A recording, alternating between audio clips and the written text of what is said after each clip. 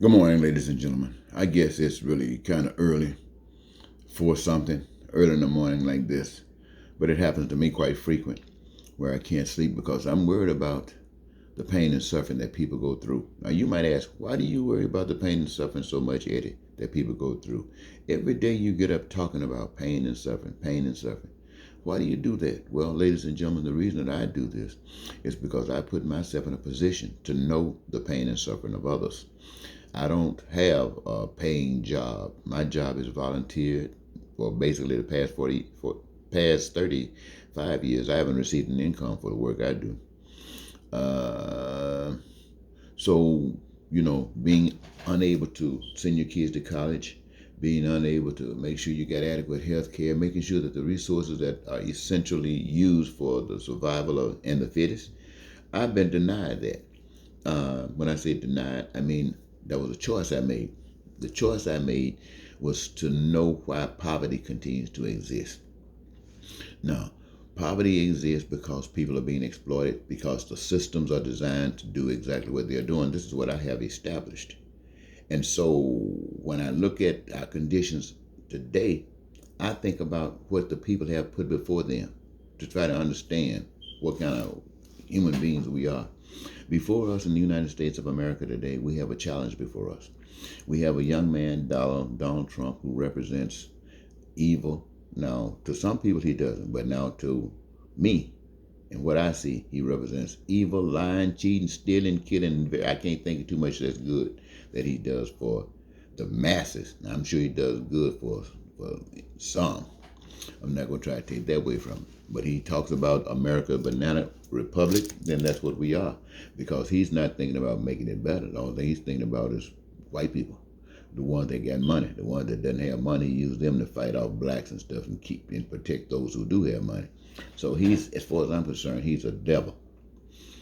Other than that, you have Biden. Now, Biden represents the status quo, but he's trying to make it better, I think.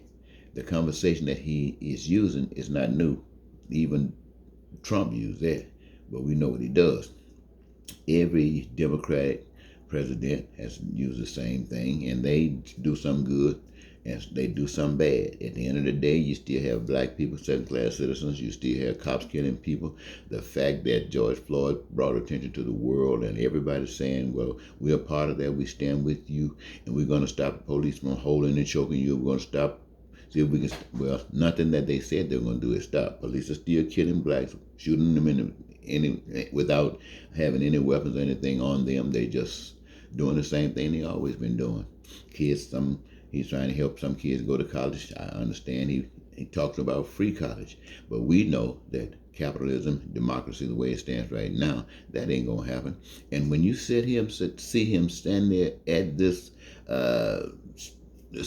presentation to Congress, and he would say a few good things that everybody know you like, and the people, the Democrats would stand up and applaud, and Republicans would sit there on their hands. Now, I'm asking you something, ladies and gentlemen. Now, where do you think you're going with a nation like that?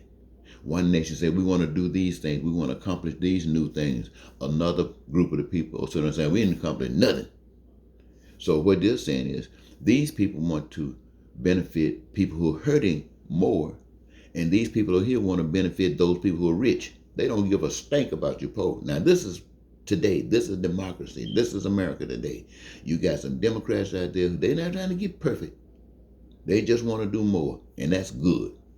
And you got some white people in the same thing, black and white, I guess, because Tim Scott is one of them, who thinks that white people and rich people are the only thing that matters. Now, they don't use those words, but that's their action. These are the kind of guys, as Donald Trump's people want to do, they want to go take out your votes. They want to make you have no voice in government, that what abuse they come down with you, whatever they want to do to you, they can do it, and you can't do nothing about it. You might not like it. You might want to put somebody else in office to change things around, but they want to have the power to take the people that you suggest to go to office, not even let them go forward. That's the biggest devil I ever seen ever heard of in my lifetime. And Trump Biden is a lot better than that. But I'm not talking about these guys to lift your hope up, because they don't offer you any hope. I lift up the plan that I offer. And it is not my plan. It is a plan that is given to me that says that every human being on earth, including every American, should have peace, prosperity, they should have freedom, they should have joy of life, and they should have the fulfillment of their dreams. That basically means, my friends, that everybody who benefits from this system, and there are a lot of things that are essential for survival, everybody that benefits from it participate in the creative process to make sure that everybody can do this. And by putting your hands to the plow to create all of the resources necessary for human survival, then that which man put their hand to for the purpose of human survival belongs to man, not to some banker, not to somebody who came over the scheme with the money. That's Trump, folks, and that's the Democrats, folks. That's the way America is, and that's the way it has always been, as far as I know. What I'm talking to you about is a new kind of thing. I'm talking to you about where everybody got a job, but not just any job. You got a job that you love and a job that is essential.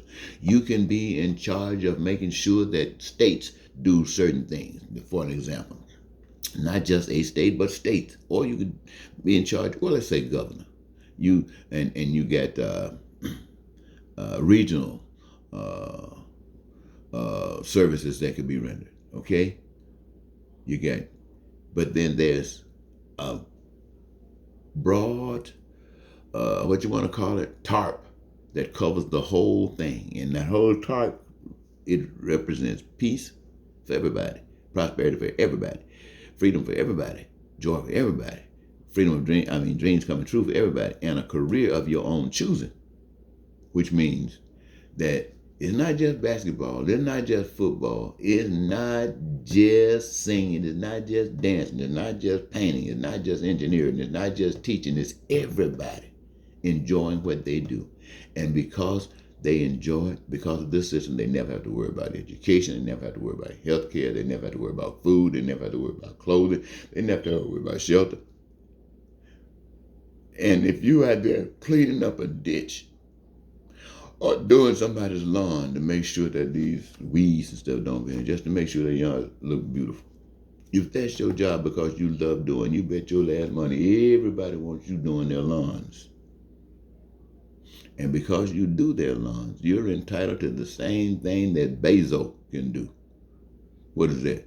Anything you want to do. Why? Because you have set it up that way that the American people are protecting each other and one another, that they can be able to enjoy this life, and they're not letting any Donald Trump, and they're not letting anything shortchange what they could have.